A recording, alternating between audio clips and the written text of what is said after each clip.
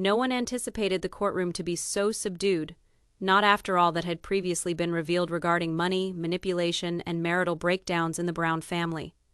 But this was no longer about property divisions, tax documents, or secret bank accounts anymore. Today, something more was present in the air, something chillier than dishonesty, and more explosive than fraud.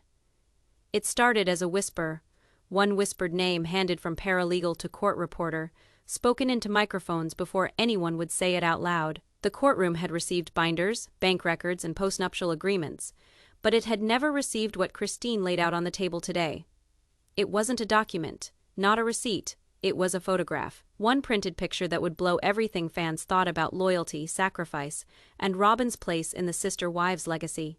Cody hadn't even glanced at it yet. He sat with arms crossed, eyes flickering toward the judge.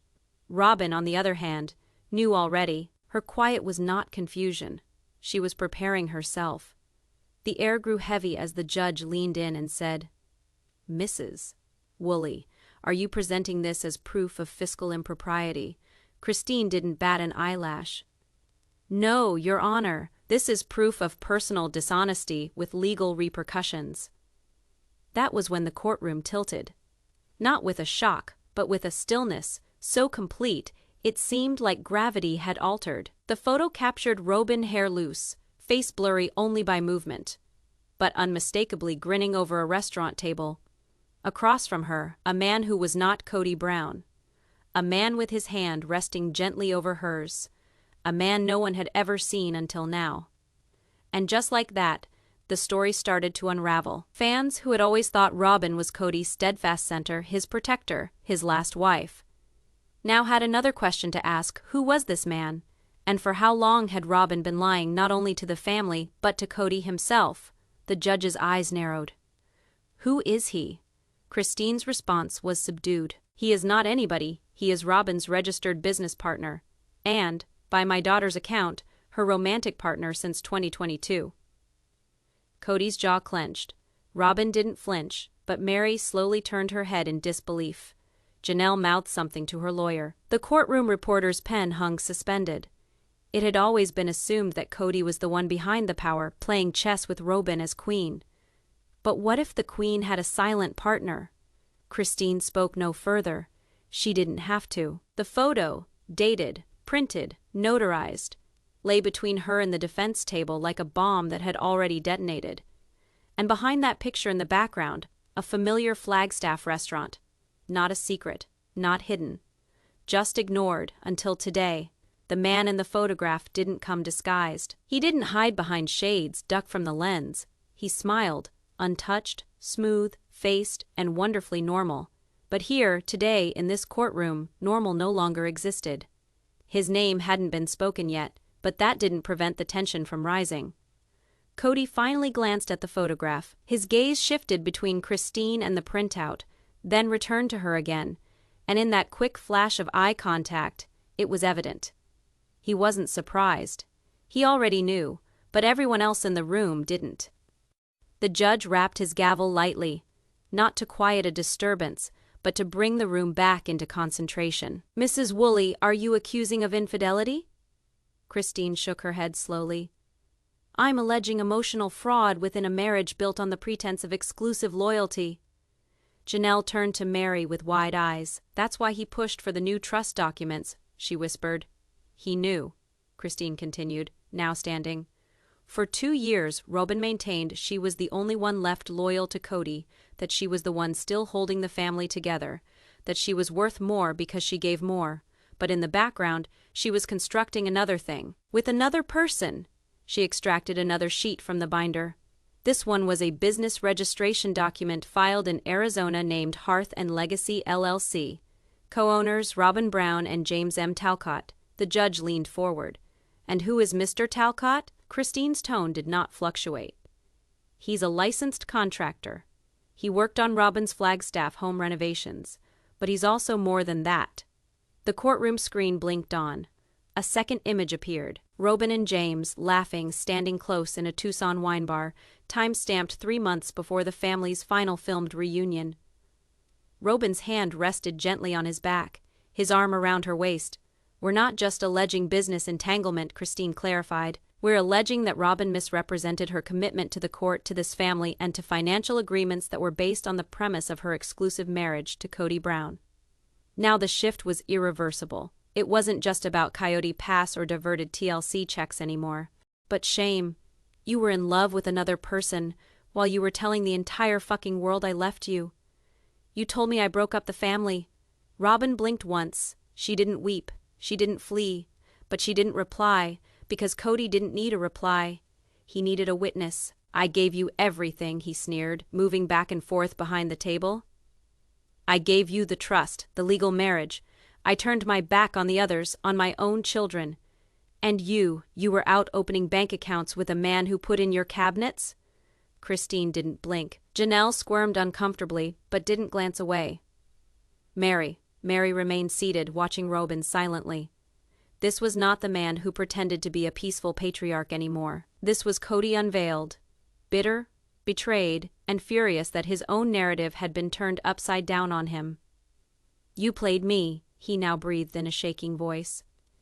"You made me believe I was the bad guy, as you created a new life behind my back." And then he spoke those words no one thought he ever would. "You're the reason the family fell apart, not Christine. Not Meri, not Janelle. You," the room gasped. Not because it was shocking, but because it was finally confirmed. For years, Robyn had been painted as the victim, the loyal one. Now, she was cornered by evidence and publicly denounced by the very man she once weaponized against the rest. But the judge wasn't interested in emotion. "Mr. Brown," he snapped, "this is not your confessional resume layout. If you are feeling defrauded, you can file a side civil motion, Camone. For now, sit down." Cody did, but not before banging his chair onto the table hard enough to shake the microphones. The silence that followed was more deafening than his tantrum. Because for the first time, Cody wasn't the mastermind of this soap opera.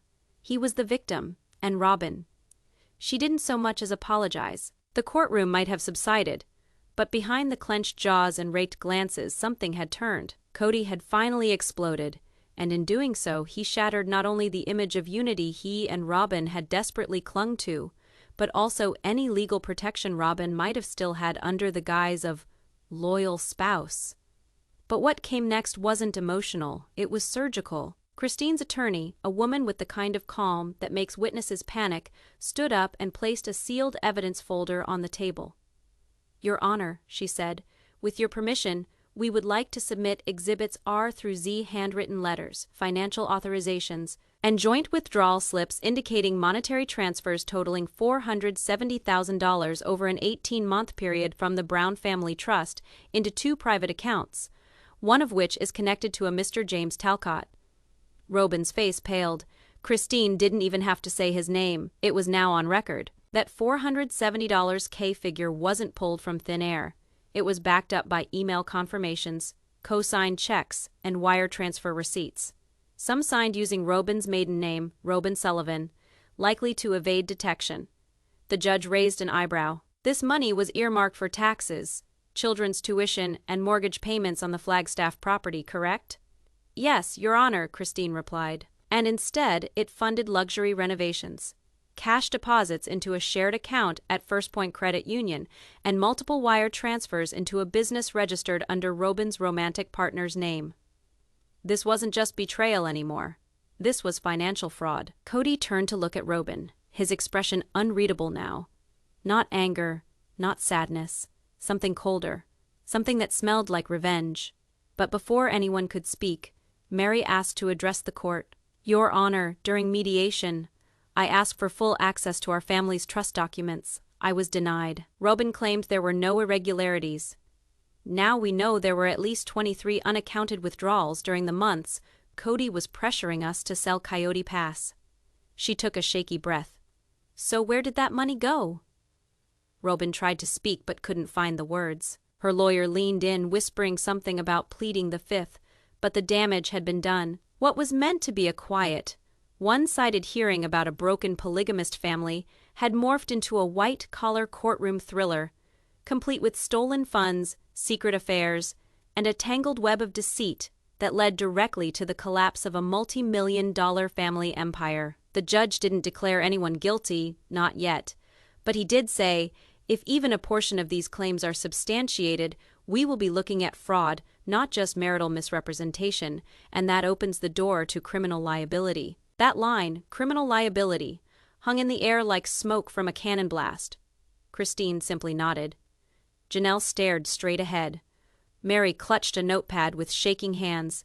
And Cody folded his arms and whispered under his breath, "She's been playing all of us since the beginning," and for once, no one argued with him. This was personal. Cody's face twisted, not in betrayal, but in rage. "You had the nerve," he whispered under his breath, "to call me the traitor." Robyn turned, her voice low and sharp. "Don't start." It was the first time they'd spoken aloud in court in weeks, and it landed like a slap across the room. Meri's face was pale. Janelle's jaw clenched. The judge cleared his throat. "We'll recess for 10 minutes. Counsel, please prepare to validate these claims. If true, this isn't just a character issue, but one of credibility for every financial deal made since 2022. As Christine took her seat, her hands remained steady, because this wasn't a plan. This was the truth, one nobody was prepared for, except her. When the courtroom doors opened again, the atmosphere had changed.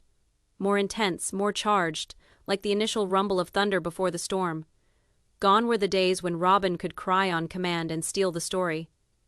This wasn't a confessional couch on a TLC set. This was a federal courtroom, and the word affair had now been inserted into the official record, not through rumor, but through evidence dated and signed. Christine's binder had barely been opened, and already the silence from Robyn's side was deafening beyond anything Christine could have said. And then, in a chess move nobody anticipated, Meri stood. Her lawyer set something on the table, a printout of text messages, dated connected to Robyn's verified number and archived back through her iCloud subpoena. These weren't friendly catch-ups, they were emotionally intimate. One stated, "I feel seen when I am around you. Cody never got my quiet like you do." Another, "You make me feel like I don't need to apologize for desiring more." And possibly the most heartbreaking of all, "It is not cheating if the marriage was already dead. This is more like coming back to life." The room did not gasp, it didn't have to, it just cinched, as if the oxygen had been pulled from the air and replaced with a vacuum of pure incredulity. Cody's head fell, not in remorse. In disgust, Robyn did not glance at the texts. She didn't need to. She already knew what they contained. She'd typed them, but her silence now was a weapon, and Christine was poised to detonate. "Your Honor," Christine started again. "This isn't personal betrayal. This is pertinent because Robyn had maintained in previous court documents that she was the sole remaining wife, and hence deserving of a higher proportion of residuals, coyote pass holdings, and personal property protections under the family trust." The judge nodded, thumbing through his own collection of exhibits. "And she used this claim of loyalty to obtain a $325,000 advance from the production company on the show. Isn't that right?" Christine confirmed. "Yes, on the basis of a picture of fidelity that was at best constructed and at worst deceitful." That figure, $325,000, was like a bell ringing within the court, because that was not family money anymore. That was blood money, stolen on the back of falsehoods, used to promote one wife while degrading the others to emotional and fiscal devastation. Robyn finally broke her silence. "We were separated emotionally. I didn't deceive you. I simply stopped pretending earlier than the rest of you." But Meri would not be placated. She stood up, gaze nailed on Robyn. "So why accept the money in the name of your loyalty? Why report to the world that you were the only one still struggling for him when you had already closed up shop?" The courtroom erupted in murmurs. For the first time, Cody didn't interrupt. He was paralyzed, fist clenched, lips pursed. The judge raised a hand. "This isn't a marriage counseling session. This is a courtroom. We negotiate contracts, not convictions. But if the picture you sold was a lie, then the contracts are void." And in an instant, Robyn's empire started falling apart, not with flames, but paper. When court reconvened after the second recess, cameras, those permitted only for internal use, were once again turned on. But no camera could possibly capture what was about to occur. The lights were harsher now, and the atmosphere in the courtroom was heavy with the sort of tension that precedes someone's blow. That someone was Cody Brown. He had sat for days in stoic silence, surrounded by lawyers, his face a mask of cold calculation as he observed his once devoted wives bear the secrets, betrayals, and contracts that had sewn together the empire he had created and lost. But when Christine flipped to page 64 of her binder and displayed the receipt for a joint bank account in the name of Robyn and James M. Talcott, opened 6 months prior to the last divorce filing between her and Cody, that silence broke like broken glass. "Are you serious?" Cody bellowed, his voice slicing through the courtroom like a chainsaw.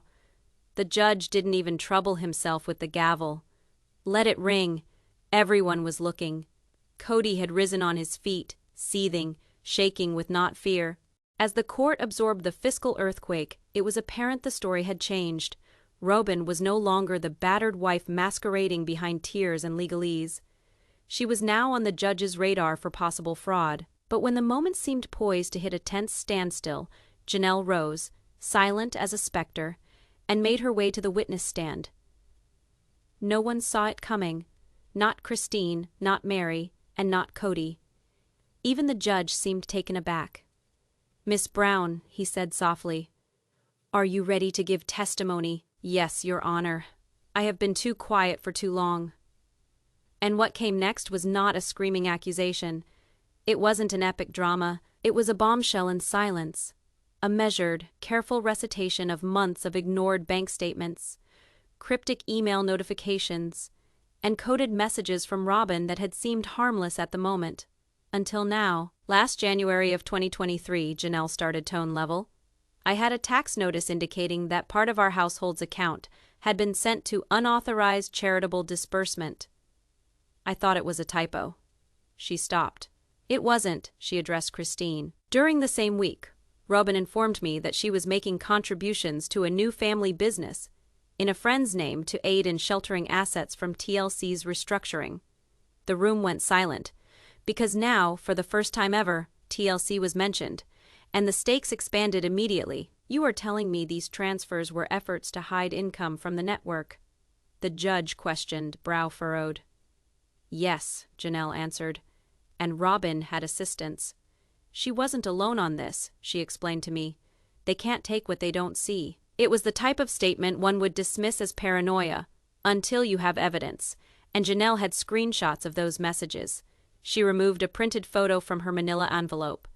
It was a cropped photo from a group text, a thread long forgotten between Robyn, Cody, and Janelle. At the bottom of the screenshot, below Robyn's name, it stated, "TLC's lawyers can search high and low.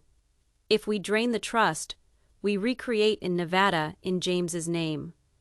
Let them attempt it." An audible gasp spread throughout the courtroom. Christine's mouth hung open, Cody's face contorted with anger. Robyn placed her hands over her face. This was no longer about infidelity. This was intentional fraud put in writing and directed at the family as well as a television network that had made them rich. The courtroom clerk wrote frantically. The judge addressed Robyn's lawyer, who appeared to wish he could fall through the floorboards. "Counsel," the judge stated firmly, "did your client reveal these communications during discovery?" "No, Your Honor," he answered in a barely audible whisper. We didn't know they existed." "Well, now you do," answered the judge, "and I will be reopening the motion to add charges of fraudulent concealment and network deception." Robyn broke in finally, her voice trembling. "That was not my message. Someone photoshopped that." But then Janelle leaned forward and delivered the most chilling sentence of the day. "I printed it the day you sent it. Before you could erase it. It is dated. It is authentic." And with that, the courtroom understood something unthinkable. Robyn hadn't merely betrayed Cody. She had attempted to scam TLC, her co-wives, and potentially the IRS, all while scheming a future with a man buried in her phone under the alias Garnet. It wasn't love anymore. This was a criminal plan, and it was coming apart live, revelation by revelation. Janelle headed back to her seat as the courtroom fell silent. The truth, bit by bit, had started to choke out every remaining illusion of Brown family harmony. The words, intent to defraud, hung in the air like a hangman. But no one was prepared for what happened next. Not the judge, not Robyn, not even the cameras that had reluctantly been allowed to roll during these proceedings. Meri stood, and unlike Janelle's calculated calm, Meri's aura screamed eruption. There was no script, no legal brief, no rehearsal, just raw, volcanic heartbreak ready to detonate. "I want to testify," she said, eyes locked on the judge. "Let me tell you what I've kept inside me for years." Her voice did not shake. It cracked like cracked ice. "I gave my life to this family. I was the first. The one who opened the door. The one who survived. The one who forgave." She looked Robyn straight on. "And the one you lied about loving while destroying all the trust we had." The courtroom was in suspense. Meri didn't arrive with papers, she arrived with memory. She told stories so personal, so detailed. They couldn't be disputed. The late-night phone calls from Robyn pleading with her to talk sweetly to Cody, the hand. Written letters slipped between co-wives giving oaths of loyalty and solidarity. The weekend trysts, where Robyn revealed her uncertainty about Cody's leadership, but then employed that same vulnerability for negotiating power. She didn't just fall in love with another man, Meri said, voice trembling now. She fabricated a fantasy with Cody to make herself look good while torching the rest of us at the stake. And when that wasn't sufficient, she found someone else, the courtroom whispered. Robyn did not blink. She just stared, expression empty, lips compressed. "I discovered the card," Meri went on. "The one secreted in your jewel box, the one signed, 'To my moonlight girl.' You led Cody to believe it was from your sister. But I knew. I knew from the perfume that was on it. It wasn't your sister. It was him, the man you kept secret." The judge leaned forward. "Do you have this card?" "I burned it," Meri said. "I didn't want it to be real. I still don't." And then she let slip her final bombshell. "But you want proof? Fine, I have the voicemail. The one you inadvertently left on my phone when you believed that you were calling him." She displayed her phone. "It has been backed up, it is dated, and it leaves off with you saying, 'Cody's asleep. Call me back when you are alone. I miss your hands.'" The audience gasped as one. Even Cody, flush-faced and angry, turned to Robyn in raw disbelief. "Is it true?" he snarled. "Was that for real?" Robyn didn't respond. She just mouthed something softly, eyes flicking toward the door as if she was about to make a run for it. The judge, visibly shaken, ordered a 10-minute recess. But the damage was done. The courtroom, once a war zone of fiscal betrayals, had become a cathedral of personal breakdown. What started as a legal unraveling of clandestine assets had now cracked open a clandestine romance, emotional adultery, and a betrayal that tore asunder the very heart of the sister-wives saga. As the judge rose and slammed the gavel for recess, Meri whispered, "I have nothing left to protect, not even him." And the audience knew. This wasn't the end. This was just the beginning of the true trial, one fought in the open with no more secrets, no more unity, and no more forgiveness left to give. When court reconvened, the atmosphere had shifted from tense to downright electric. Every set of eyes, public, press, and participant, was fixed on Meri's phone. The judge, pale still from the revelations prior to recess, leaned forward and ordered the bailiff to produce the voicemail under legal procedure. The courtroom technician hooked up Meri's device to the speakers. And then, in a scene that was more season finale than life, Robyn's voice reverberated through the room, calm, sultry, and incriminating. "Hey, I can't sleep. He is finally out like a rock. I've been thinking about your shoulders again, the way you held me last weekend. Call me back when you are alone. I miss your hands." Then, a gentle giggle, and then, click, quiet. The room didn't breathe out, it stalled. Cody's face was empty, not from confusion, but from the horrifying knowledge that this was real. "How long?" he finally asked, his voice cracking like old wood. "How long?" Robyn said nothing. Rather, she eased slowly into her chair, grasping her designer handbag as if it were the sole thing holding her upright. And that is when the judge, visibly shaken but still in control, spoke. "Mrs. Brown, you are now sworn, and the court requires complete disclosure. Is the voice on that message your own?" Robyn hesitated. "Yes," she said in a barely audible whisper. "And who was the recipient of that voicemail?" "A beat. His name is Matthew." He is not on the show. He wasn't meant to be seen. He was my friend, my confidant, and for a time, yes, he was more. The courtroom erupted loudly. Journalists let pens fall. One fan in the back mouthed off, "Oh my God," before being taken away by security. The judge rapped the gavel. Order, order in this courtroom. But nothing could re-establish the order Robyn had just destroyed. It wasn't just cheating. It was a breach of a public persona, of a story that TLC had peddled for more than a decade. Cody turned to her slowly. "You brought another man into this family without informing me," she answered, whispering. "You brought your fury. I brought peace. That was my flight. The truth isn't just wrecking a marriage. It is about to bring down an entire empire." Again on the bench, the judge instructed a complete recess to scan through all the financial connections Robyn had with this new player, Matthew. Had he received any of the allegedly laundered money? Had any property changed hands to his name? The questions accumulated. Abruptly, the trial was no longer about deceit within the family. It was now about possible fraud venturing into new legal ground. Wire fraud, property tampering, and co-conspiracy. TLC executives in the audience were visibly green. One was observed frantically texting. Probably the network's PR crisis squad. The sister wives' empire, which had long sold as a picture of messy togetherness, was now hit with a full-blown legal debacle that threatened to destroy reruns, merchandising, and any spin-offs in the future. Christine sat silently, eyes shut, as if confirming everything she suspected. Janelle balled her hands into fists, already planning how to protect the children. And Meri, oh, poor Meri, she did not smile, but crying was over. She had at last been heard. And Cody? He gazed straight ahead, his jaw clenched with the expression of a man whose world hadn't merely been broken, it had been ridiculed. "I gave you everything," he muttered to himself, "and you were never really mine." The cameras, at last permitted to roll with some limited audio, captured it. And within minutes, TikTok and YouTube videos emerged from the gallery feed. Robyn's secret affair revealed in court? Spread like wildfire in less than 3 hours, but it was more than a media buzz. It was a virtual inquisition. Fans started digging up old footage, interviews, instances.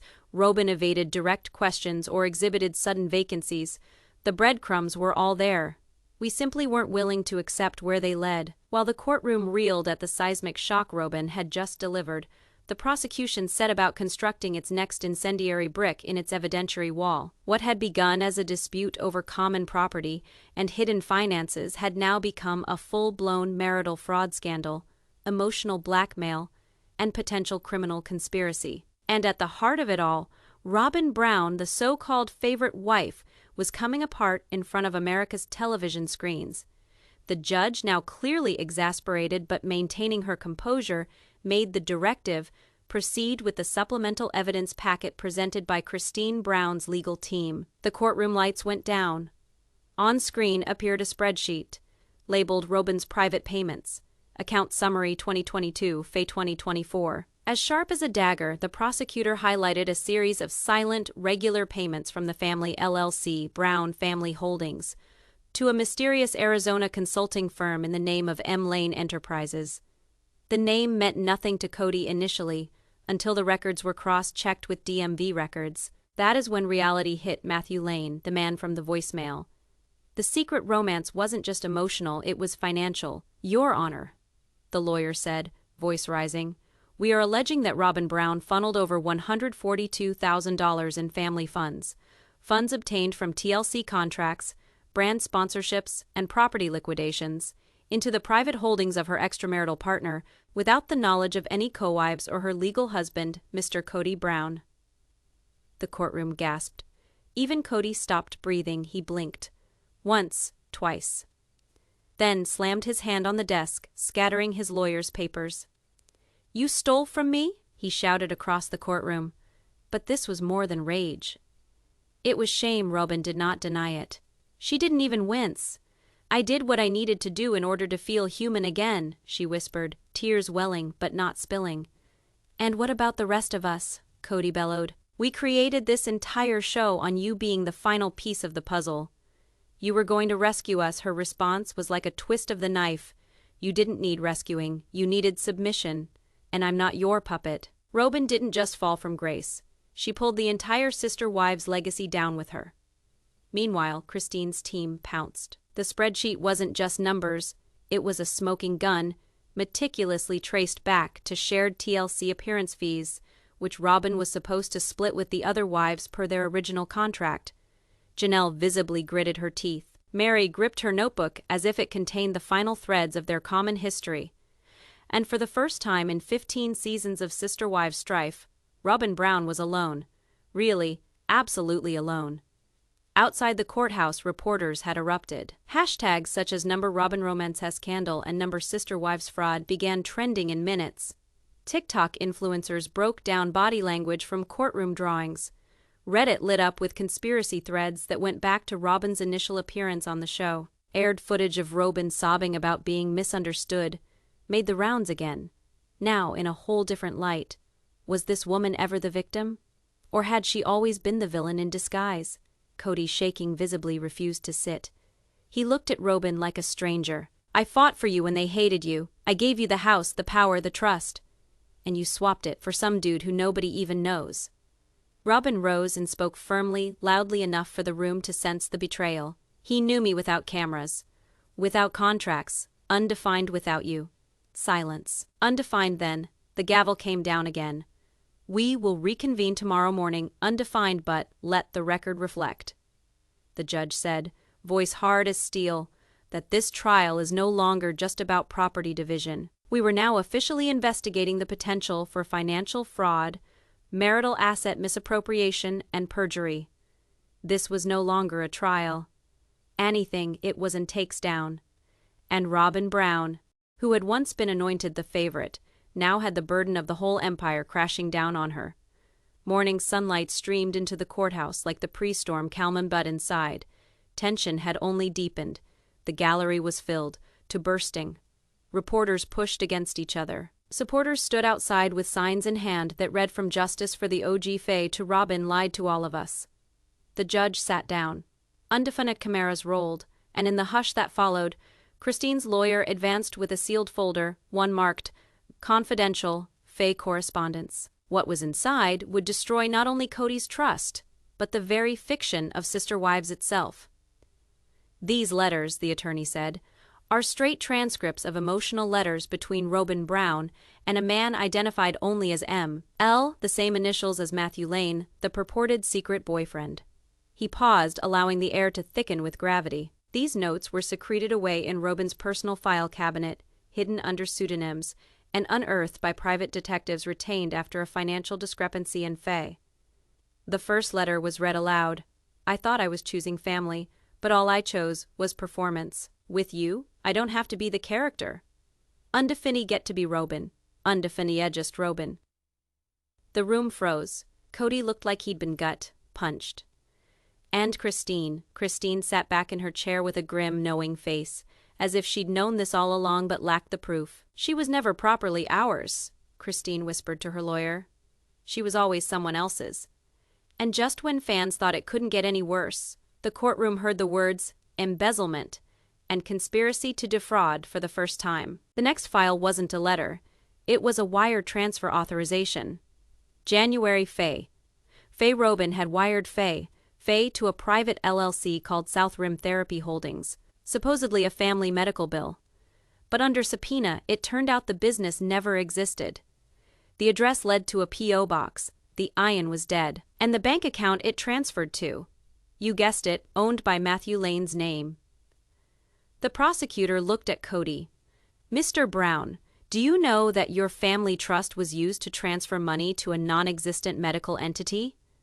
Cody's lips opened, but no words came out. His lawyer objected with a request for a recess, but the judge declined.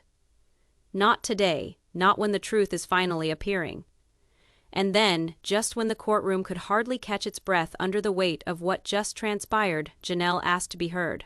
The courtroom granted it. She took the stand, calm, serene, but exhausted. So exhausted. "I remained silent when Robyn arrived because I felt that we were selecting unity," she explained. "But while the rest of us pinched pennies, worked side hustles, and split grocery budgets, she lived like royalty. She concealed that man while she led Cody to believe he was her soulmate. and now we learned that she has been paying him money meant for our children. That moment shattered the illusion. Robyn's empire wasn't simply fragile, it was criminal. The handwritten letters, the shadow accounts, the rerouted trust money. It wasn't just betrayal, it was potentially criminal. The judge's voice boomed above the courtroom. We are now amping up this trial to include investigations into interstate wire fraud, marital asset misappropriation, and perjury under oath. Let it be known that Robyn Alice Brown is no longer simply a witness. She is now being investigated as a potential co-conspirator. Cody shook his head slowly, rubbing his temples. Everything I sacrificed for you, was a lie. And so the story turned Robyn, once the weepy favorite. The room went quiet once more, this time not because of shock, but because of awe. Because in Christine's hand was the binder. Yes, the very same that fans had speculated about for seasons. The very same taunted in interviews, caught in hints, mentioned in passing, but never seen in its entirety until now. Bound in worn maroon leather, frayed on the edges and filled to the brim with documents, receipts, notations, and personal memos. It wasn't a mere compilation of complaints. It was a chronology of deliberate deceit. Each deception, each manipulation, each unaccounted for dollar. Christine Brown hadn't been waiting to reveal Robyn from intimidation.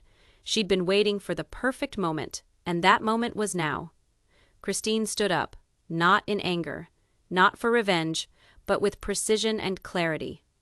This binder isn't about revenge. It is about the truth. I recorded everything, not to harm Cody or Robyn, but to save myself and my children when it became apparent the home we lived in was constructed on secrets, not love. She opened to the first tab, Faye Leaks of Finance. Inside were duplicate checks signed by Robyn, directing monthly stipends to her nanny, who, further searched, turned out to be a ghost employee. An identity tied to Matthew Lane's cousin. Then there was Faye. Real estate shells, listings, titles, and mortgage records revealed Robyn covertly transferring equity from the family home into a private trust with only her children's names printed on it, excluding the rest of the family. And finally, the Pi Face to Arfe Assistance, 2021 Faye 2023, TLC negotiation memos. Robyn and TLC producers are shown emailing each other negotiating private bonuses, all shot separately from the family episodes, in the guise of mental health hardship. She made 3 times more than the other wives, a fact she never shared with anyone. And just when viewers thought they'd seen it all, Christine flipped to one last section marked, Robyn's 2013 affidavit Faye sealed until now? Christine glanced over at the judge. May I enter this as evidence? The courtroom prepared. The judge signaled its assent. The affidavit, which Cody signed in Robyn's own handwriting, was a private custody arrangement made prior to her officially becoming part of the Brown family. Within it, she stated her purpose for obtaining assets from the side of Cody for her biological kids, regardless of what became of the other wives. This was a bombshell, not merely because it was written prior to her television wedding to Cody, but because it evidenced intent, calculated intent. Cody gazed straight ahead, rigid, still. I did not know, he whispered. I thought I was guarding her. She was guarding herself. Christine closed the binder softly. She never loved you, Cody. She loved what you provided her with access to, and when the rest of us became in the way, she played the long game. The demonstrators outside started chanting. News of the trial's turn of events had spread like wildfire. Justice for the sister wives rang out in the corridors. Fans streamed. Commenters lost their minds. Reddit was abuzz with theories. Old videos recirculated of Robyn's tear-filled tantrums, now scrutinized through a suspicious eye. The judge addressed the bailiff. Take that binder.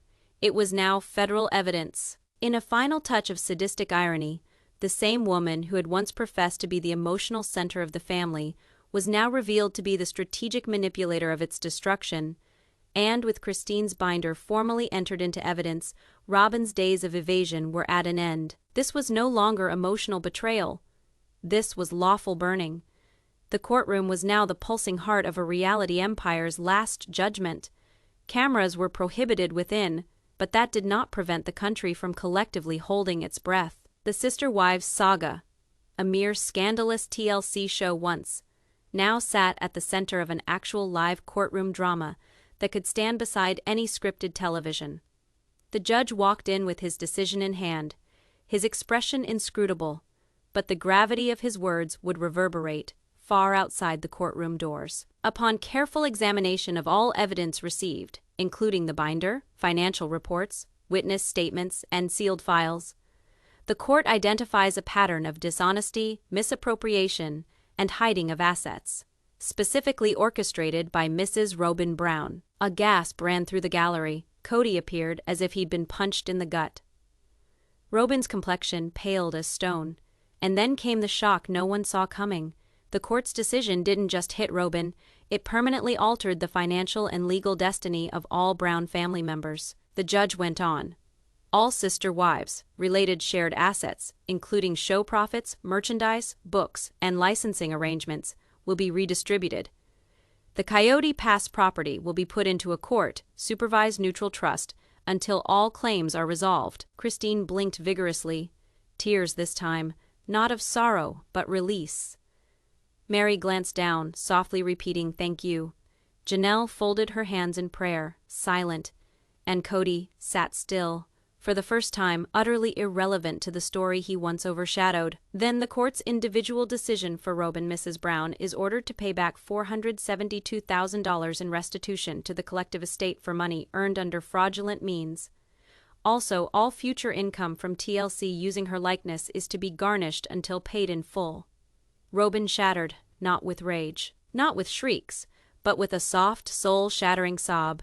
"Everything I did was to protect my children," she breathed. But the judge wasn't finished. In light of the 2013 affidavit, this court cannot deny the years-long manipulation that deceived not just your family, but your fans as well. You fabricated a lie that touched real people. The courtroom erupted into whispers. The psychological wear and tear had finally peaked. What was once a dream of polygamy now rested in tatters at the foot of Christine's bravery. The OG3's cohesion and the truth no longer whispered, but locked in federal court records. When the gavel came down for the last time, something said but not spoken hung in the air.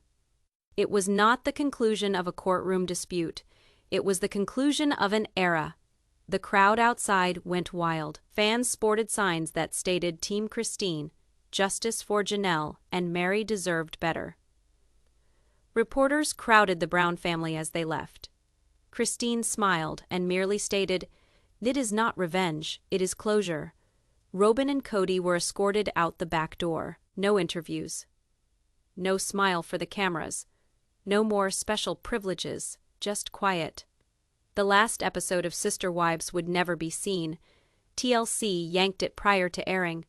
But the video from this courtroom, the scandal, the truth, it would forever live on. In documentaries, in news headlines, and in the minds of millions who now viewed Robyn not as the favorite wife, but as the mastermind behind a delicately hidden kingdom of secrets. And Christine, she didn't merely win the trial. She rewrote the ending.